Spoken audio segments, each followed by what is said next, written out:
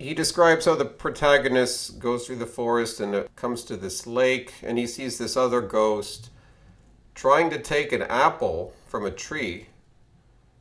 One could see how the ambitions of the ghost were gradually forced down. He gave up the idea of a pocketful of apples. 2 apples would have to do. He gave up the idea of 2. He would have to take one, the largest one. He gave up that hope. He was now looking for the smallest apple. He was trying to find if there was one small enough to carry. The amazing thing was that he succeeded. When I remembered what the leaf had felt like when I tried to lift it, I could, because the protagonist had been trying to lift a leaf earlier and could hardly do so. So he could not help admiring this unhappy creature when he saw him rise, staggering to his feet, actually holding the smallest of the apples in his hands. He was lame from his hurts, and the weight bent him double, yet even so, inch by inch, still availing himself of every scrap of cover, he set out on his painful way to the bus, carrying his torture, when a voice sounds. "Fool, put it down," said a great voice suddenly. It was quite unlike any other voice I had heard so far. It was a thunderous yet liquid voice. With an appalling certainty I knew that the waterfall itself was speaking, and I saw now, though it did not cease to look like a waterfall, that it was also a bright angel who stood, like one crucified, against the rocks, and poured himself perpetually down towards the forest with loud joy. "Fool," he said, "put it down. You cannot take it back. There is not room for it in hell. Stay here and learn to eat such apples. The very leaves and the blades of grass in the wood will delight to teach you." Whether the ghost heard or not, I don't know. At any rate, after pausing for a few moments, it braced itself anew for its agonies, and continued with even greater caution till I lost sight of it. Greetings, friends. So I just finished reading this book, The Great Divorce. I hope you can see it clearly in the light. This is by C.S. Lewis, the famous British writer of the same generation and social circle as Tolkien. C.S. Lewis is well known for writing the Chronicles of Narnia. I haven't read any other of C.S. Lewis's works. I just know that he's a popular Christian writer. He was a devout Anglican from the age of 32. So he does use Christian theology, Christian imagery with fantasy. Apparently he did science fiction. This book, The Great Divorce, deals with the question of heaven and hell. Probably with more focus, you could say, on what is hell. We get to see hell, we get to meet characters from hell, and we get an inkling of what heaven is, although we don't really get quite there, but we get to the beginnings of what heaven is through this book. This book was first published in 1946. I would have called it Heaven and Hell. I don't actually know why he chose the title The Great Divorce. I guess it's like to do with the sort of tension and friction you would experience in a divorce, and you're seeing a lot of that between the ghosts and the solid people who are trying to help them. So I guess in a way that's maybe where the title came from. I would have just called it something like Heaven and Hell, or but then it's not really about heaven, so it's more about hell. So this isn't theology per se. He says in the beginning of the book that it's just his literary. I don't think he says it's just his imagination, but he says he's a writer. This is literature. This is not strict theology, but it is influenced by certain theological ideas. Now, I don't know if they come from Anglicanism or from elsewhere. So we have to keep that in mind as we read this. This is not a theological treatise, but I do think there's a lot of value in this book to help us understand what hell could be and what heaven can be, and probably what hell and heaven are. So some of the questions, I just gave myself an outline here. Whose perspective is the story told through?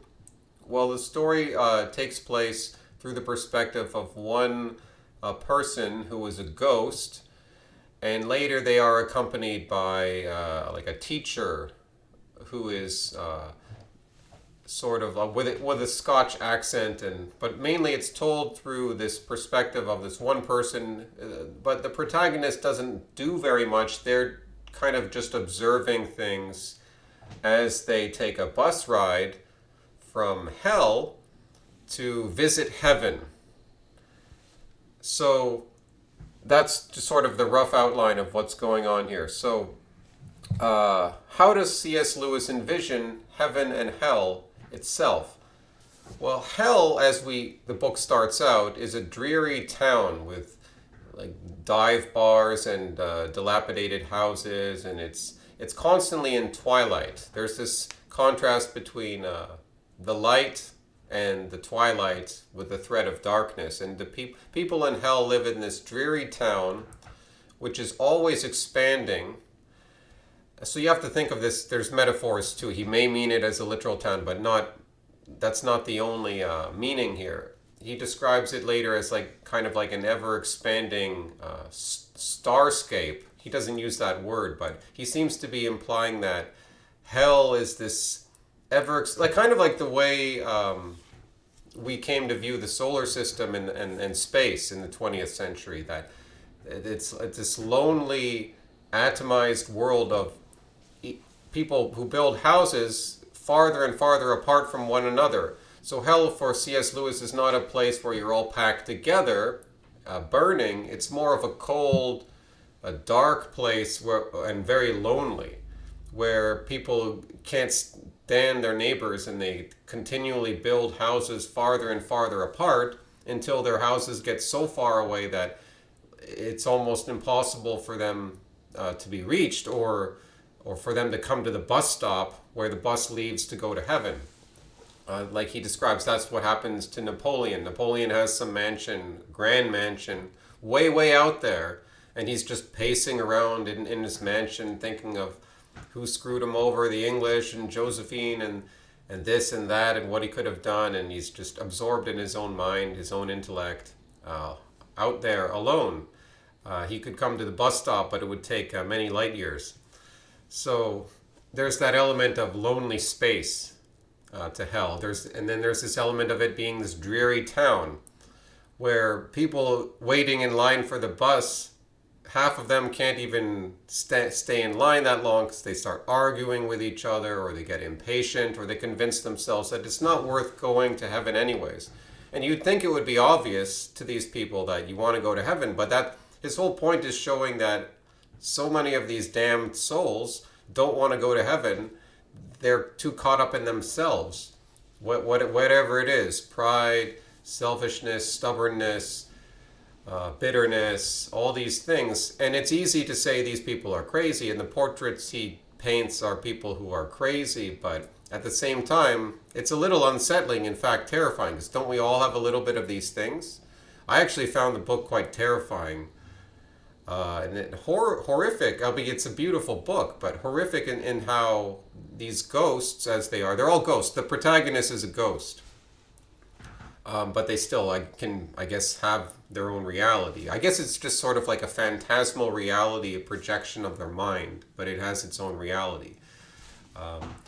But how these ghosts are met, and as we'll see later on, by the solid people who may have been former acquaintances or friends or relatives, someone who's in heaven, someone who isn't caught up in themselves, is trying to help them. And the horrific thing is how these encounters, almost all of them end up with the ghost refusing help and no longer responding to any reason, but more importantly in their heart remaining hard, and they either disappear or just drive further away from those people that are trying to help them. And they can always make the choice to turn things around. Even the damned. Now, I don't know how many fundamentalists or non-denominational Christians would agree with this, but this is for C.S. Lewis as a traditional Anglican.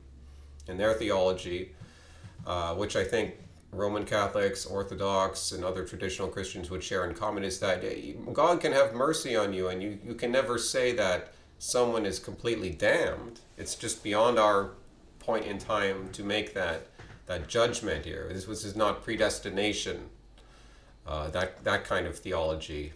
So some may be damned, some will be damned, but at the same time, God can have mercy. And the point is that even beyond this world, these souls are given a chance to just start turning things around. So heaven, we don't get to fully see, but this bus ride that goes to heaven, it's kind of like a flying bus, and the town gets smaller and smaller, and the protagonist is constantly meeting messed up people, and I can't read I was going to think of maybe there's some dialogue I could read for you, but it would go on too long. I did make a few selections here, but he's constantly meeting these troubled souls, and I guess he's a troubled soul himself, but although he does end up spending the longest time approaching heaven, because most of the others turn around. They get to heaven, and it's like this forested world. I don't know if it's heaven, but it's approaching heaven. That's the thing. It's not like there's a strict place where there's hell and there's heaven. If you get to heaven, then earth was always heaven for you, and if you remain in hell, then earth was always hell for you.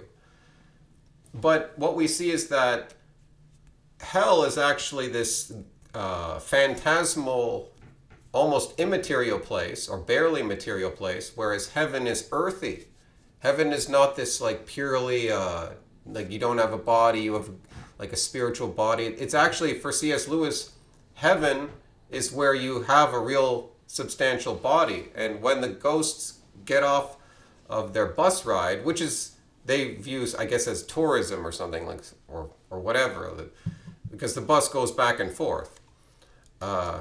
They get off, and they're in this world where they find it very hard to walk on the grass because the grass is so heavy, and even being hit by a raindrop is extremely heavy and can pierce these spirits. That's why I thought there was some interesting little thoughts that C.S. Lewis is offering us for the paranormal. Now, I think the paranormal is something you should probably treat with a lot of caution. Most people should not look into those things because you attract spirits, evil spirits, and stuff like that. But in terms of paranormal insights, C.S. Lewis describes what you might expect of, or what you might imagine, these spirits, these lost souls. They can't really materialize in this world, but kind of they can pick things up, but with a lot of strength they can lift a pebble just barely, and they generally don't leave footprints or anything. But it's almost like to get into heaven, it is for C.S. Lewis, to get into heaven, you stay there and you begin taking on materiality. So he's describing this real physical place, this forest, and with a lake, and you always hear of these mountains in the distance where there is the fountain. What is the fountain? Is that the fountain of eternal life or whatever? We don't exactly get to hear, but we don't get to see the mountains. But it does take place in this physical place where these ghosts, who are invisible, but you can still see them.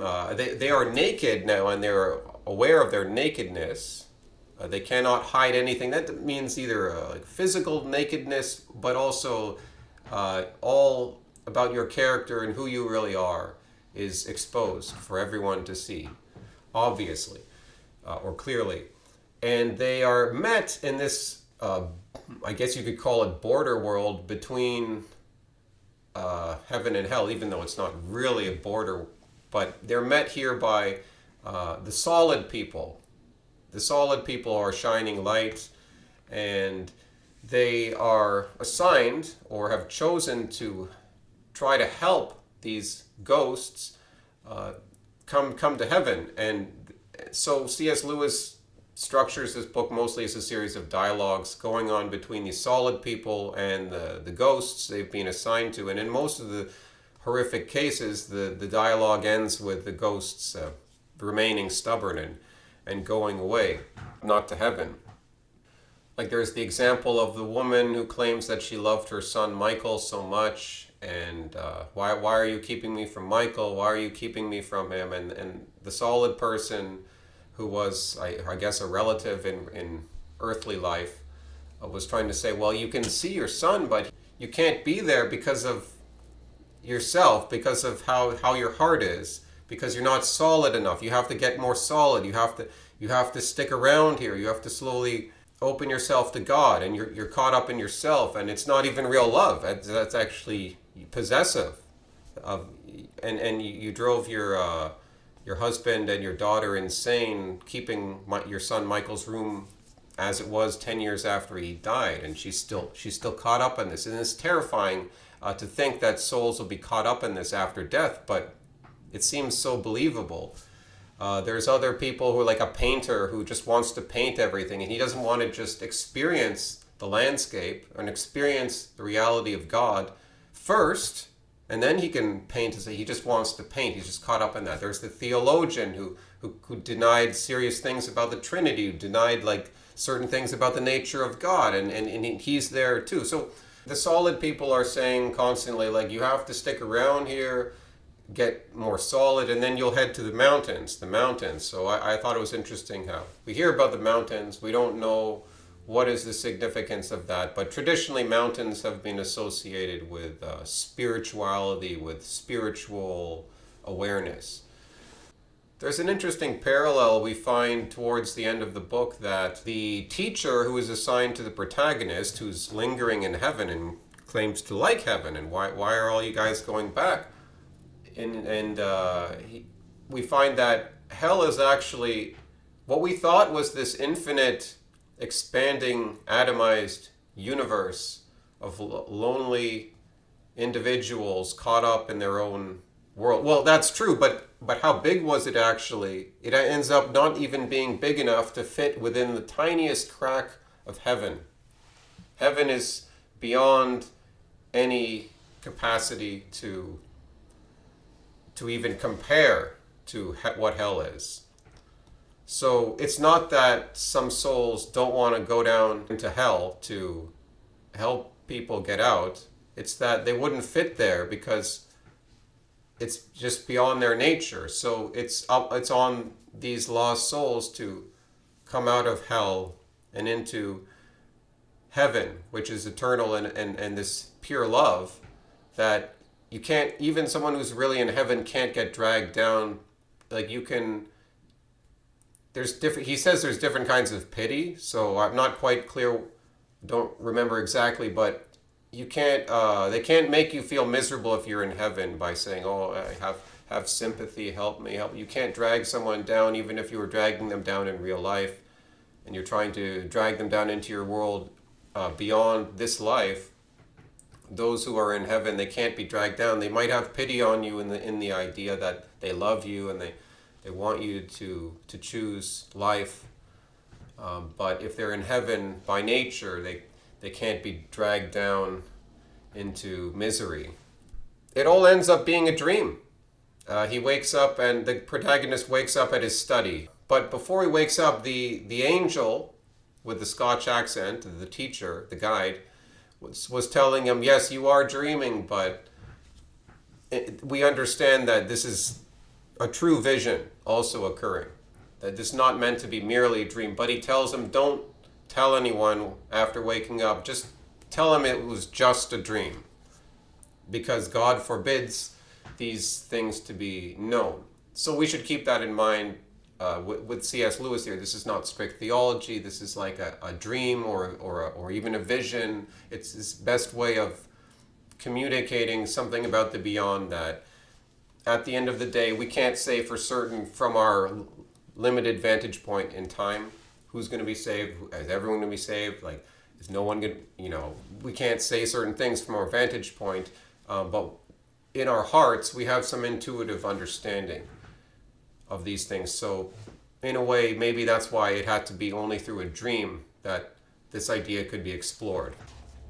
So I just want to read a few selections.